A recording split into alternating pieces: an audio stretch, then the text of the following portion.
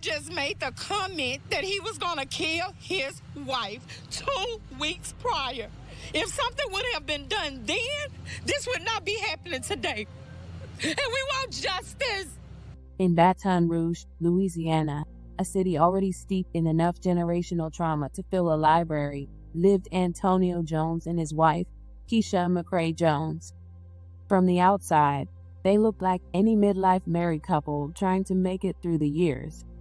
But behind closed doors, it was less happily ever after and more psychological thriller meets slow-motion train wreck.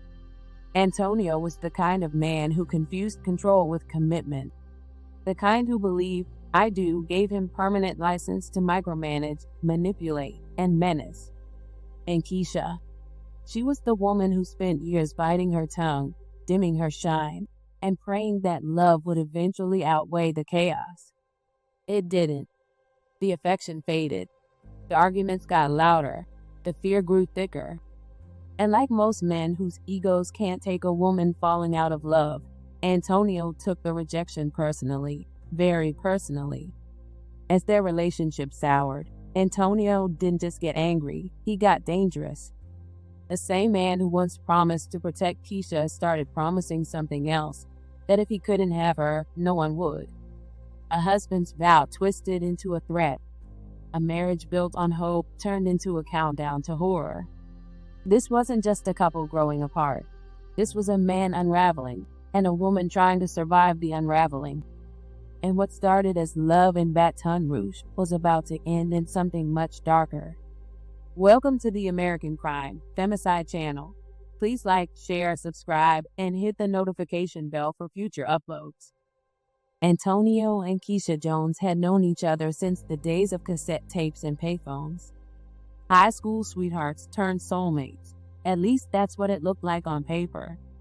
They'd been together since the 90s, exchanging promises, inside jokes, and eventually vows.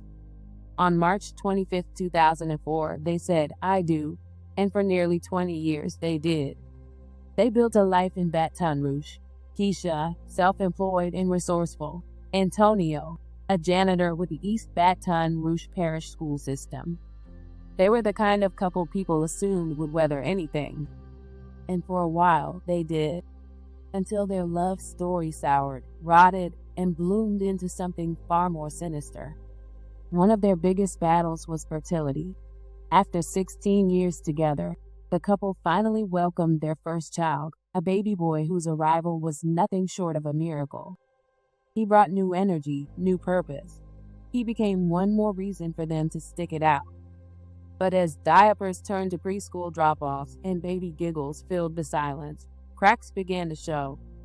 Keisha was now raising a child while managing the increasingly volatile moods of a husband who had shifted from partner to ticking time bomb. By the summer of 2024, Antonio's behavior had spiraled. He wasn't just angry, he was enraged. Over small things, over nothing. The need to control everything, have the last word, and dominate every room turned their home into a minefield. Keisha confided in her family about the abuse. They urged her to leave, to run. But she tried to keep the peace, to keep it quiet. Antonio, on the other hand, didn't believe in quiet. On September 6, 2024, he made another threat, this time in front of a relative who took it seriously.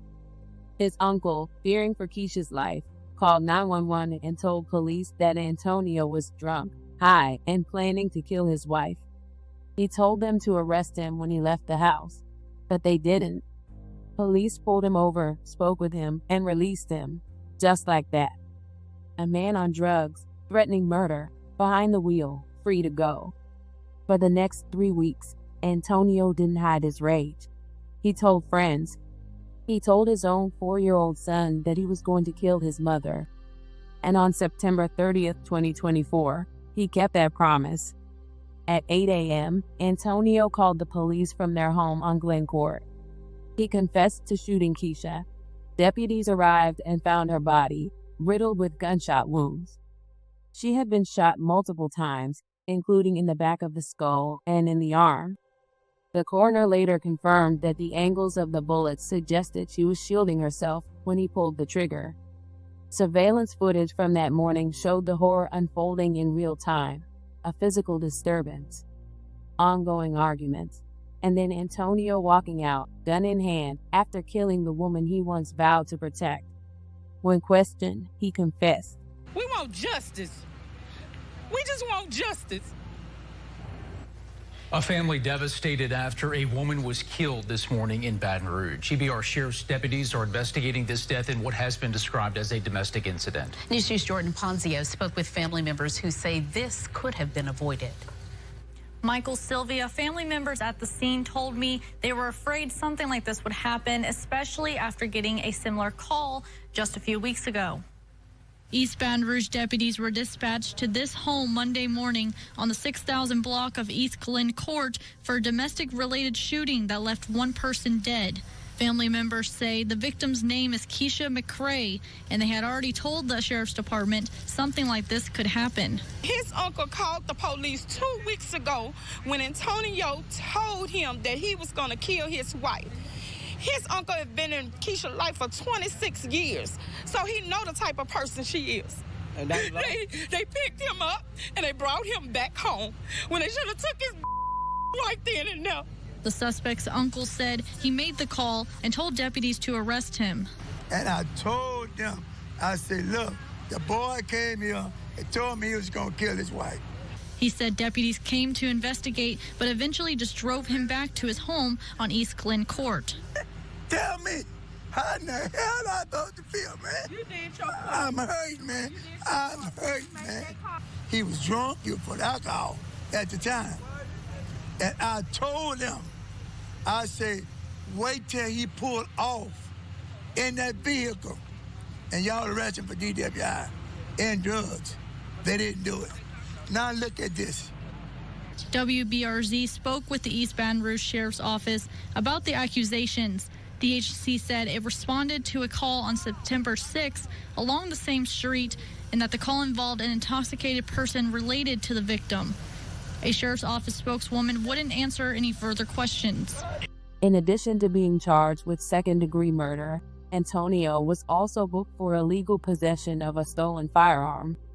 He tried to claim self-defense, but detectives used his own words, the family's desperate calls for help, and video evidence to dismantle that lie. Story did not add up. The EBR Sheriff's Office says Antonio Jones claimed he was acting in self-defense did not match the evidence when he allegedly shot and killed his wife, Keisha. News 2's Jordan Ponzio has more from the victim's family, who said that he had been making these threats. Michael Jones was booked last night in the murder of his wife. Her family told me today that she had planned to leave long before she was killed. I want to say to anybody, if you're in a relationship with a man, woman, whatever, if someone tell you that they're going to hurt you, oh my God, get out. Get out. The East Baton Rouge Sheriff's Office said Antonio Jones called 911 Monday morning from his home on East Glen Court to report having shot his wife, Keisha McCray Jones. After an autopsy showed she was shot in the back of the head, he was booked with second-degree murder and illegal possession of stolen firearms. And I just hope they throw a key away from him. I hope they do whatever they got to do to him. Family members said they called deputies 3 weeks ago when he threatened in front of a relative to kill her. Keisha's parents said Jones never physically harmed her, but had been threatening her for weeks, and she was making plans to leave him. She told us every time he said it, that he's going to kill her. He told the baby, I'm going to kill your mama, you know. And he just so happened to say it to his uncle, and his uncle called the police to let them know. They said they wish she had sought out a restraining order against her husband. For now, they are caring for her preschool-age son. I don't know what it's going to take for us to be good. How are we going to explain this to their 4-year-old, you know? Like, he's in there now, and we don't know what to say. You know, what can we say? Keisha tried. She tried to raise a child, build a business, and keep a fractured marriage from falling apart completely. But more than anything, she tried to survive. She did what countless women in abusive relationships are forced to do. She treaded lightly. She whispered instead of screamed. She warned the people around her instead of involving the police. And even when she finally made the move to leave, to carve out some peace, she still wasn't safe. Because the truth is, leaving is the most dangerous time for a woman in a violent relationship. And Keisha's story proves that. She told people what was happening. Her family knew. His family knew. Hell, even the police knew. She had a man who openly said he was going to kill her, and still, no one stepped in hard enough, fast enough to stop it. That September 6th 911 call wasn't a warning.